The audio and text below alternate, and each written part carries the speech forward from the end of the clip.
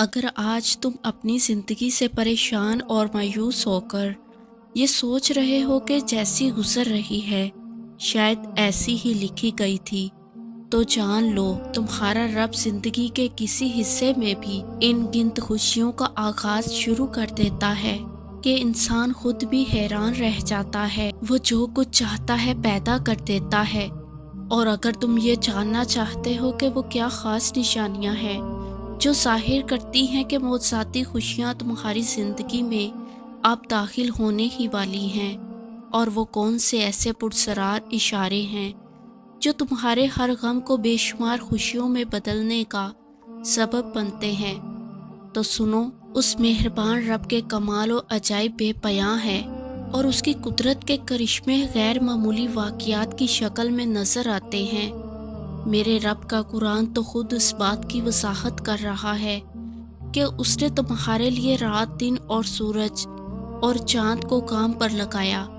اور اسی کے حکم سے ستارے بھی کام پر لگے ہوئے ہیں، اور طرح طرح کے رنگوں کی چیزیں اس نے تمہارے زیر فرما کر دیں۔ اور بھلا کون خلقت کو پہلی دفعہ پیدا کرتا ہے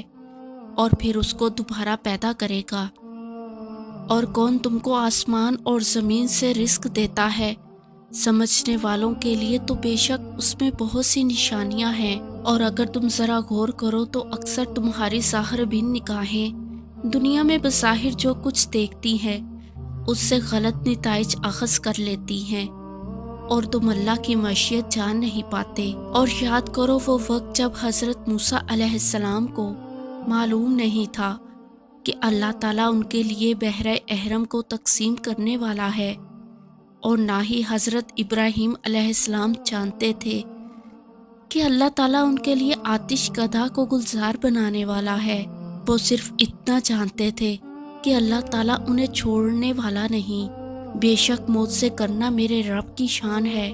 تو تم بھی یہ یقین رکھو کہ وہ قادر متعلق جب چاہے تمہارے غموں کو معجزاتی خوشیوں میں بدل دے۔ اور اگر آج خوشیاں تم سے روٹھ گئی ہیں اور تمہیں لگتا ہے کہ تم کشادگی سے تنگی کی طرف جا رہے ہو، اور نا امیدی اور مایوسی تمہیں اندر سے توڑ رہی ہے، تو سنو، اللہ کی قدرت اور اس کے علم نے تمہیں اندر اور باہر سے گھیر رکھا ہے،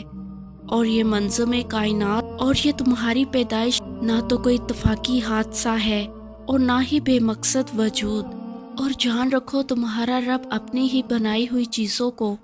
توڑ پھوڑ کر پھر سے بنا دینے سے عاجز نہیں۔ وہ جب چاہے جہاں سے چاہے وقت پلٹ دے، حالات بدل دے، اور تمہارے رب کے لیے کوئی بڑا کام نہیں۔ اور اگر تم اپنی بد نصیبی کو خوش نصیبی میں بدلنا چاہتے ہو تو اپنے تمام بگڑے معاملات میں عالم اسباب کے سہارے کے بجائے محض اللہ پر ہی بھروسہ رکھو، اور اپنے نقصان کی پرواہ کیے بغیر جھوٹ کو سچائی پر غالب نہ آنے دو۔ اور جانتے ہو معجزاتی خوشیاں ملنے کے 4 خاص اشارے کیا ہیں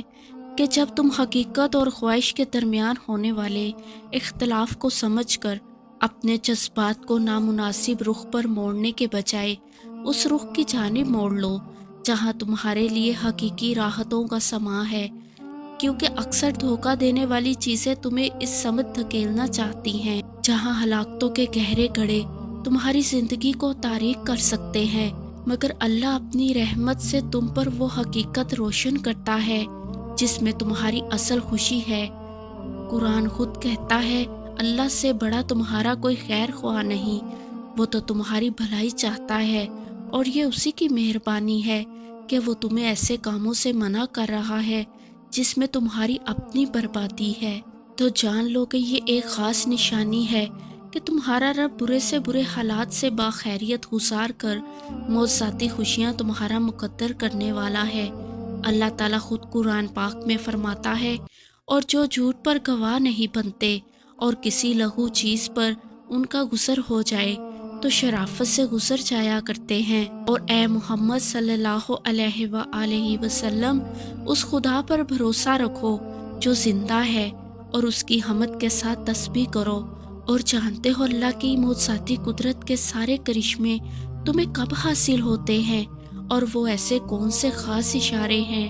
جو تمہاری ابدی خوشیوں کا باعث بنتے ہیں۔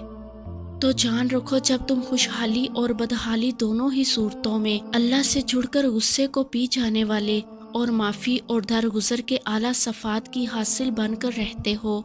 تو سن رکھو کہ تمہاری وہ بینائیاں جو صرف محدود روشنی کی تلاش میں تھیں، تمہاری ان اعلیٰ صفات کی بدولت وہ لامحدود خوشیوں میں بدل جاتی ہیں۔ اور اگر تم اپنے دل کی خوشی اور راحت چاہتے ہو تو سنو، نبی کریم صلی اللہ علیہ وآلہ وسلم نے فرمایا،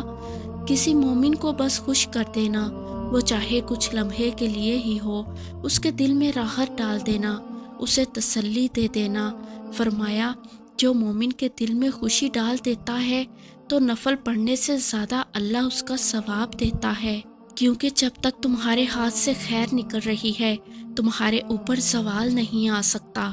اور اگر آج کوئی غم تمہاری روح کو زخمی کر رہے ہیں اور تم خوشیوں کی تلاش میں سرگرداں ہو، تو جان رکھو جب تم ہر قسم کے مصائب کے باوجود صبر کرتے ہو اور کسی خوف کو خود پر حاوی نہیں ہونے دیتے سوائے اللہ کے، اور اپنے ضبط کی قدرت سے ہر درد کو سہ جاتے ہو جو تمہیں توڑ رہا ہے، اس یقین کے ساتھ کہ میرے ساتھ میرا رب ہے، تو جان رکھو تمہارے صبر کی یہ طاقت، تمہارے برداشت کی یہ صلاحیت اور تمہارے یقین کی یہ پختگی تمہیں ان خوشیوں میں شامل کر دیتی ہے جو اللہ کے وہ مقرر بندے ہوتے ہیں جن پر اللہ کی خاص عنایات ہوتی ہیں۔ اللہ خود فرماتا ہے، اے نبی صلی اللہ علیہ وسلم، ان سے کہو فضل شر اللہ ہی کے اختیار میں ہے، جس سے چاہے عطا کرے، وہ وسیع نظر ہے اور سب کچھ جانتا ہے، اور وہ اپنی رحمت کے لیے جس کو چاہتا ہے مخصوص کر لیتا ہے، اور اس کا فضل بہت بڑا ہے۔ بے فکر ہو جاؤ، تم اللہ کے وہ خاص بندے ہو جس کے لیے وہ مہربان اپنی رحمت سے اپنی گھٹائیں برسائے گا کہ جس کی جل تھل سے تمہارا ہر غم خوشی میں بدل جائے گا۔ ان قریب تم دیکھو گے وہ معجزاتی خوشیاں جن کی تم امید رکھتے ہو، انشاءاللہ۔